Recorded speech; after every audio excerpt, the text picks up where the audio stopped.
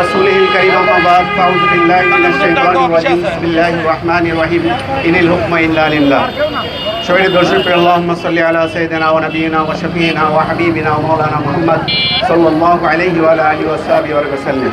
প্রিয় সাথী ও বন্ধুগণ, আমরা অবগত আছি বাংলাদেশে 1971 সাল থেকে পর্যন্ত 54 বছর যে পদ্ধতিতে নির্বাচন হয়েছে, এই পদ্ধতিতে নির্বাচনের মাধ্যমে কোনো এক গোষ্ঠী, কোনো একটা দল তারা 30% 35% ভোট নিয়েই ক্ষমতায় গিয়েছে এবং 70% লোকের উপরে শাসন করেছেন।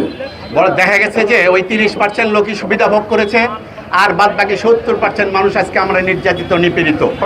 সরকারি যে বরাদ্দ ওই দলের নেতারাই শুধু পেয়েছে, অথচ বাংলাদেশের জনগণ সমস্ত জনগণ সেই বরাদ্দ পাওয়ার উপযুক্ত ছিল। আজ বাংলাদেশে আবার নির্বাচন হবে। পীর সাহেব চরমনাইয়ের স্লোগান হলো পিয়ার পদ্ধতিতে নির্বাচন দিতে হবে।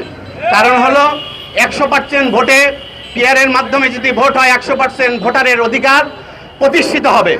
100%-এর মধ্যে 1% ভোট যদি কোনো দল পায়, 3টা আসন নিয়ে সংসদে যাবে।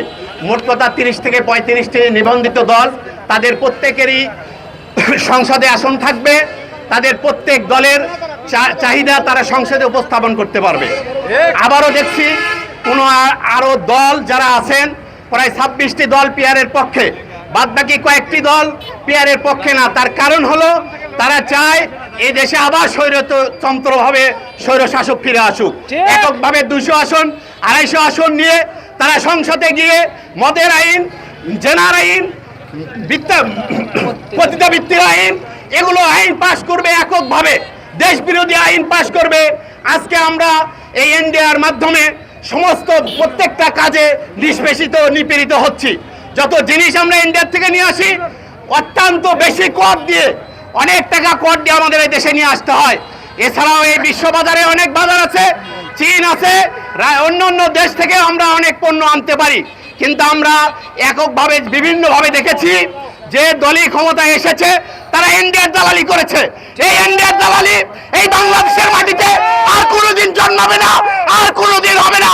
এই দেশ স্বাধীন সার্বভৌমত্ব দেশ, এ দেশের মানুষ মুসলমান, এই দেশে ইসলামী হুকুমত প্রতিষ্ঠিত হবে।